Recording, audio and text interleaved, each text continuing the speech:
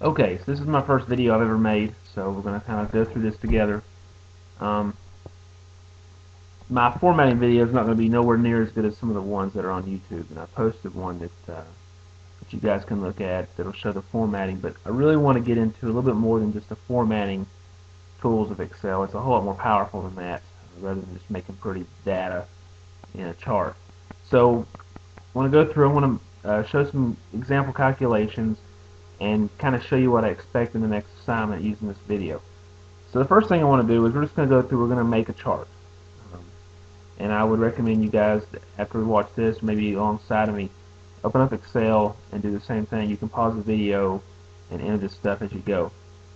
So the first thing a chart always needs is a header. You need to know what you're working with.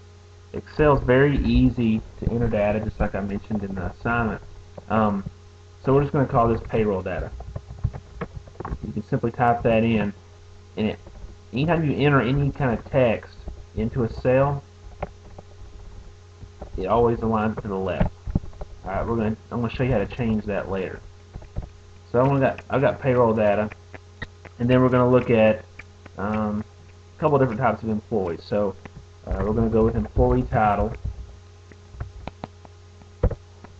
Now, one thing about payroll, you know what they make per hour. So we can say this hourly rate. Type that in. Oh, well, one thing I didn't mention it here. With Excel, if I type a large word, I'm going to say large word, bigger than cell. All right. It'll show the entire entry there, okay? But if I go in and I type something here, test, for example, now I can't see what's there. You can adjust the column widths in Excel. So that's much bigger than I need, but I'm just kind of exaggerating so you guys can see that you can adjust the cell widths. If you double click a cell, or double click the column here, it will go to the smallest size that will encompass everything. So like employee title, if I double click that, it's going to go to the largest cell here. Now if I had other ones, if I showed some longer text, it's going to go to the longest entry in that column. So I'm just pulling around there. It's going to go back to employee title here. Now we're going to go through and enter some other stuff. Let me delete the set of things we're playing with. So hourly rate, let's say hours worked. Typo there.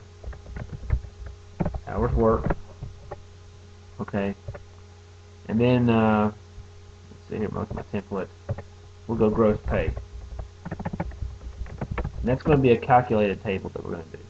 Alright, so let me go ahead and expand these so I can see what I'm working with. Alright. Now if I go to employee title, let's just make up some. Let's say fork truck driver. And let's say tool maker. And let's also say tester. I know it's what you guys are going to school for, a lot of you. So we'll say tester. Let's do a planner and a scheduler. Alright. And so we got those entered. Let me expand the cell here. Hourly rate for a fork truck driver. Let's just say $14.25. We can enter that in. Alright. A tool maker. He's working with different tools. Let's just pull a number out of the air. We'll say 22 an hour. A tester, we'll just say 18 an hour. A planner, let's go 16.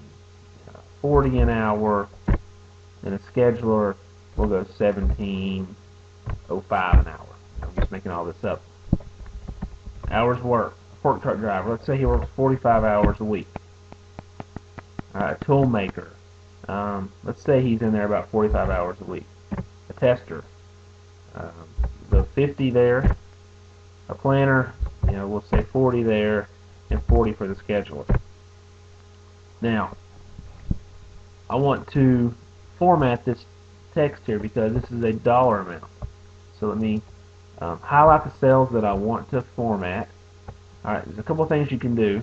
You can do the down arrow here and go to a currency. But the way that I would recommend doing it is you can right click on the cell once you've highlighted them. You go to Format Cells. This brings up a lot more options.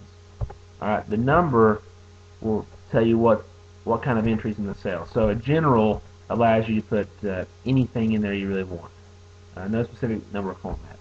Number, just like it says, it is a number. You can set the decimal places if you want to. You can do a comma separator. You can see examples of what happens.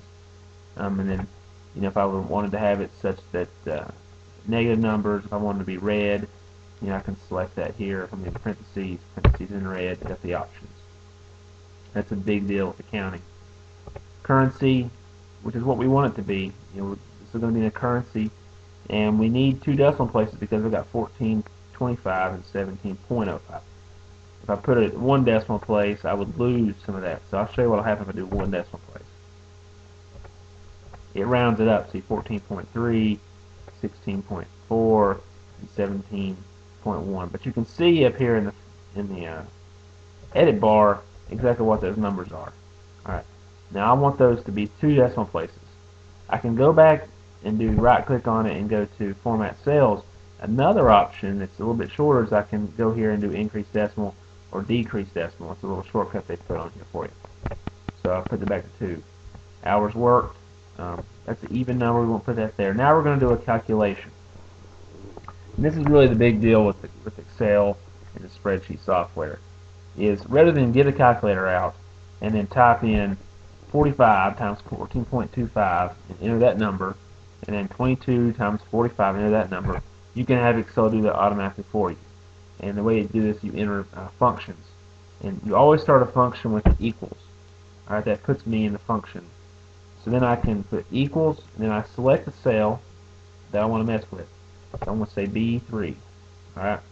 Then I'm going to say multiplied times hours worked. And then it gives us a number. Okay. Now you can go through and do that same entry for each of those, but another shortcut in Excel is I can see how when I hover over that black dot there, I get a plus sign. It changes to that smaller plus sign. I can pull that down now, and it'll autofill those cells. So it takes that same formula. If you see, it says B3 times C3, B4 times C4, B5 times C5, and it'll take those for us and autofill that. Another shortcut, let me undo here, is you can just double click it, and it'll take it to the bottom of whatever that cell was, or that column, with the same kind of numbers. So there's our gross pay. All right.